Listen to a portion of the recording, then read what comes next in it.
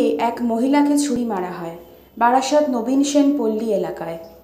ঠিক একই কায়দায় গত পরশু রাতে বারাসাতের ওই নবীন সেন পল্লীর পার্শ্ববর্তী এলাকায় পুনরায় একই কায়দায় আরও এক মহিলার বুকে ছুরি দিয়ে আঘাত করা হয়। বারাসাত থানার পুলিশ এই ঘটনার তদন্তে নেমে স্থানীয় সূত্র, সিসিটিভি ফুটেজ ও ঘটনার পুঙ্খানুপুঙ্খ বিচার করে গতকাল রাতে বিশ্বজিৎ কর্মকার নামে নীলগঞ্জ এলাকার বাসিন্দা বছর 40-এর এক ব্যক্তিকে গ্রেফতার করেছে। আজ ধৃতকে বারাসাত আদালতে তোলা হবে। তবে এই ঘটনার পেছনে আসল কী রহস্য সেই বিষয়ে এখনও তদন্তে পুলিশ।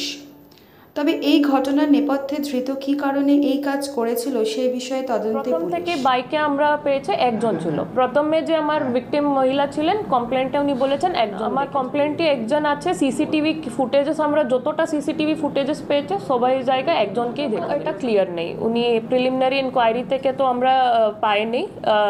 অ্যান্টিসিডেন্টস টু সেরকম আমরা কিছু পাইনি। উনার নামে কি আগে সেরকম করতো বা কিছু হিস্ট্রি আছে কিনা সেরকম এখন পর্যন্ত কিছু পাইনি। But we will still find out. পিসিতে যখন আমরা নিয়ে আসবো তখন উইল ফার্দার।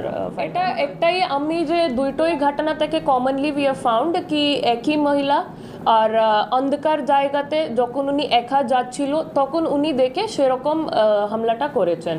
তো রিজনটা এখনো কিছু বোঝা যাচ্ছে না, কিন্তু মোডাস অপারেন্ডি এইরকমই। একা মহিলা যে যাচ্ছিল অন্ধকার এলাকাতে যেখানে লাইট নেই ওই রকম দেখে উনি করেছেন। আর এমনি দাঁড় করাই নেই, কিছু নেই, মানে হঠাৎ করে জাস্ট ফিউ সেকেন্ডস আর উনি পাস হয়ে গেছেন।